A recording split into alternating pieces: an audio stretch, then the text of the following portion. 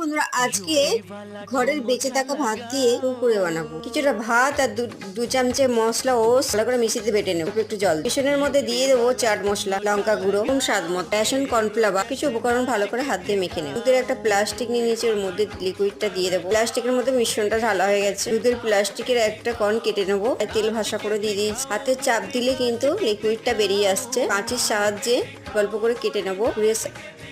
পুরো শেপে কেটে নেবো। ভাজা হয়ে গেলে আগে থাকতে দিয়ে দিয়েছিলাম লঙ্কার গুঁড়ো, জল, জিরা, উপকরণ ভালো করে মেখে নেবো। তোমার পছন্দের মশলা অ্যাড করতে পারো কুরকুরের মধ্যে। আমার পছন্দের মশলা অ্যাড করেছি। কুরকুরেটা প্রথম করছি, ভয় ভয় লাগছে। কেমন হয়েছে কমেন্টে জানিও। আমাদের বুক ভরা আশীর্বাদ, ভালোবাসা দিও। সকলের ভালোবাসা না দিলে কেউ ওপরে উঠতে পারে না। একে অপরের পাশে থাকতে হয়, সাহায্য করতে। দেখা হচ্ছে নতুন ভিডিওতে। ভালো থাকবে, সুস্থ থাকবে।